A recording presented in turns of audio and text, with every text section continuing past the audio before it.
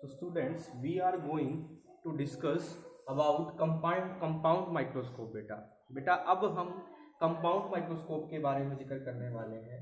तो देखो बेटा, कंपाउंड माइक्रोस्कोप के अंदर क्या होता है, हमारे पास एक ऑब्जेक्टिव लेंस होता है। This is the objective lens. बेटा ये ऑब्जेक्टिव लेंस क्यों होता है, क्योंकि ये ऑब्जेक्ट के पास रखा होता है। एक कन्वेक्स लेंस होता है जो मॉडरेट फोकल लेंथ का होता है बेटा, लिस्ट फोकल लेंथ का। एक बेटा हमारे पास क्या होता है,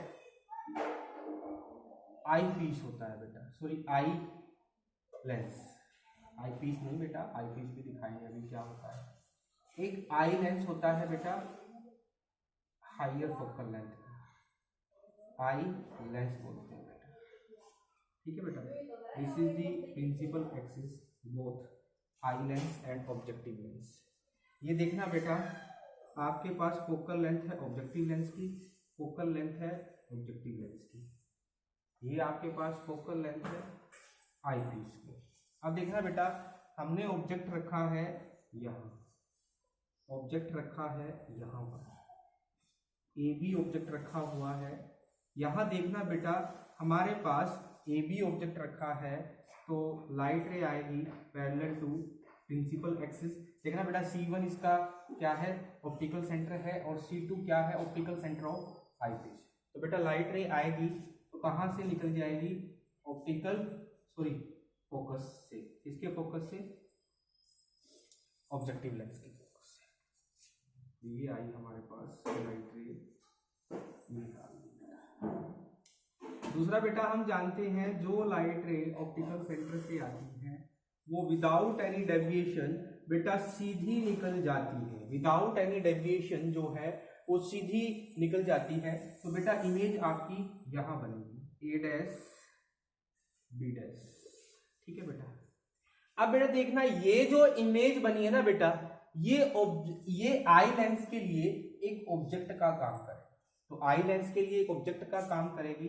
तो लाइट रे जो है बेटा वो पैरेलल टू प्रिंसिपल एक्सिस आएगी, वो फोकस से निकल जाएगी।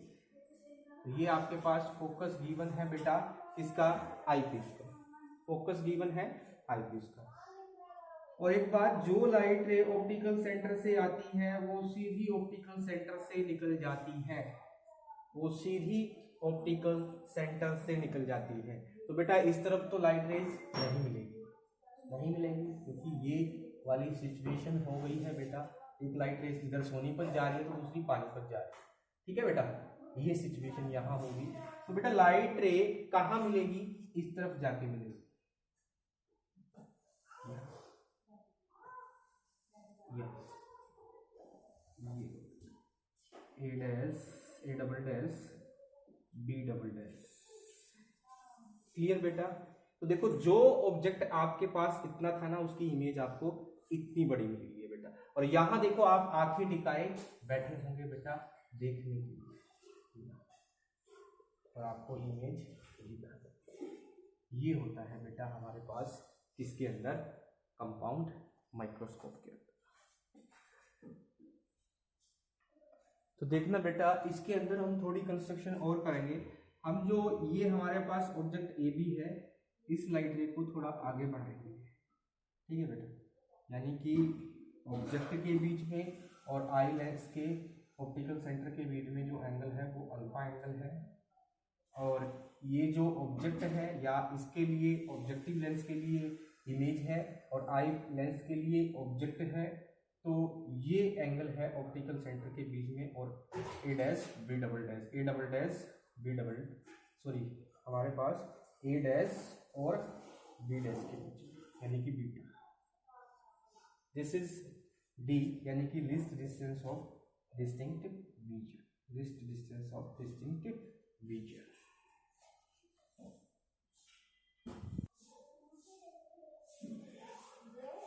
तो बेटा magnifying power of a compound microscope. तो मैग्नीफाइंग पावर क्या होती है बेटा कंपाउंड माइक्रोस्कोप की, यानी कि m से डिनोट करते हैं। रेशियो होता है बेटा किसका, जो एंगल बनाया है बेटा किसने, किसने बेटा, इमेज ने।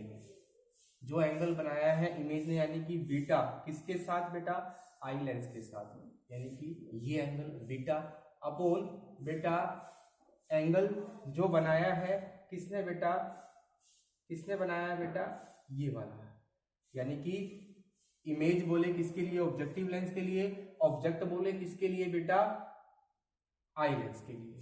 तो इन दोनों का रेशियो किसके बराबर, अगर मैं बोलूं बेटा tangent beta by tangent alpha, अगर मैं बोलूं बीटा और अल्फा बेटा बहुत ज्यादा छोटे हैं तो बीटा और बीटा बाय अल्फा भी मैं इसको लिख सकता हूं। This is equation number first. अब देखना बेटा triangle A double dash B double dash C2, ये वाला A double dash B double dash A double dash B double dash C2, ये बेटा इसके अंदर जो आपका बीटा एंगल है टेंजेंट बीटा यानी कि परपेंडिकुलर अपॉन बेस, परपेंडिकुलर आपके पास कितना बनेगा बेटा, A double dash B dash ये वाला, और बेस कितना बनेगा बेटा C2 B double dash. This is equation number second. Next come in triangle A triple dash B double dash C2। यहाँ टेंजेंट अल्फा की वैल्यू निकालें बेटा तो क्या बनेगी, perpendicular by base, perpendicular A triple dash B double dash by base कितना C2 B double dash. और बेटा आप जानते हैं कंस्ट्रक्शन से A triple dash B double dash is nearly equal to A B, तो बेटा आपके पास ये कितना आ जाएगा, A B by C2 B double dash. This is equation number 3। This is equation number 3। अब देखना बेटा फ्रॉम इक्वेशन 1, 2 एंड 3 देखना बेटा टेंजेंट बीटा m की value tangent beta by tangent alpha. अब बेटा टेंजेंट बीटा की वैल्यू भी हमारे पास, टेंजेंट अल्फा की वैल्यू भी हमारे पास, तो A double dash B double dash by C2 B double dash upon A B upon C2 B double dash, ये आ जाएगा बेटा A double dash B double dash by A B. अब बेटा हम क्या करेंगे, ए डैश बी डैश से मल्टीप्लाई और ए डैश बी डैश से डिवाइड कर देंगे बेटा इसे। लिखना बेटा A double dash B double dash by A dash B dash into A dash B dash upon A B. अब देखना बेटा जो A double dash B double dash upon A dash B dash है वो हमारी है मैग्निफिकेशन है बेटा आई पीस की, ठीक है, और ये वाली जो बच गई है बेटा ये मैग्निफिकेशन है हमारी ऑब्जेक्टिव लेंस की, ये आई लेंस की है बेटा और ये ऑब्जेक्टिव लेंस की। तो m, और ये पीछे हमने ड्राइव भी किया था, m जो निकाली थी बेटा पीछे सिंपल माइक्रोस्कोप के लिए m is equal to 1 plus D by F. ये इक्वेशन नंबर आपकी होगी बेटा 5th। ये देखना बेटा एफ ई यहाँ पे क्या है, focal length of eyepiece, M O क्या है, मैग्निफिकेशन ऑफ ऑब्जेक्टिव लेंस। तो बेटा कितनी है, A dash B dash by A B, ये बेटा आपके पास 6 इक्वेशन है। अब बेटा देखना A B C 1 triangle, A B C 1 triangle ये वाला ट्रायंगल बेटा, और A dash B dash C 1 triangle बेटा ये वाला ट्रायंगल। तो देखना बेटा दोनों के दोनों सिमिलर ट्रायंगल है, तो सिमिलर ट्रायंगल थ्योरम से क्या हो जाएगा कि साइड के रेशियो भी क्या हो जाएगा, सेम हो जाएगा, A dash B dash by A B is equal to C1 B dash by C1 B हो जाएगा बेटा। बट आप जानते हो A dash B dash upon A B, देखना बेटा C1 B1 C1 B dash बेटा आपके पास क्या है, इमेज डिस्टेंस है, वो भी किसका बेटा, ऑब्जेक्टिव लेंस का, और कैसा लेंगे बेटा, पॉजिटिव लेंगे, तो V ऑब्जेक्टिव। C1 B ये वाला डिस्टेंस देखना बेटा, ऑब्जेक्ट डिस्टेंस है ऑब्जेक्टिव लेंस के लिए, ऑब्जेक्टिव लेंस के लिए बेटा कैसा डिस्टेंस है, ऑब्जेक्ट डिस्टेंस कैसा लेंगे बेटा, इस तरफ है तो नेगेटिव लेंगे, साइन कन्वेंशन में बता चुका था बेटा, तो minus you not. This is equation second, you not यानी कि object distance of objective lens. तो यहाँ से बेटा m ऑब्जेक्टिव आपके पास कितनी आ गई है, v objective by u objective, वो भी नेगेटिव साइन के साथ। लेकिन पीछे अभी हमने एक डेरिवेशन की थी जहां हमने ये निकाला था m is equal to ME MO, यानी कि magnification of eye lens magnification of objective lens का प्रोडक्ट जो था आपके पास मैग्निफिकेशन के बराबर था।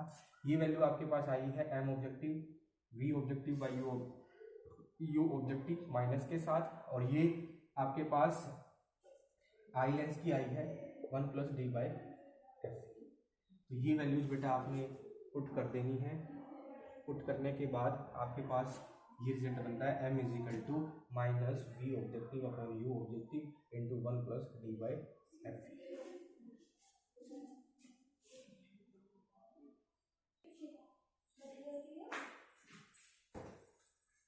सो मैग्निफिकेशन बेटा यहाँ से क्या बनेगी, minus V objective upon U objective 1 plus D by F.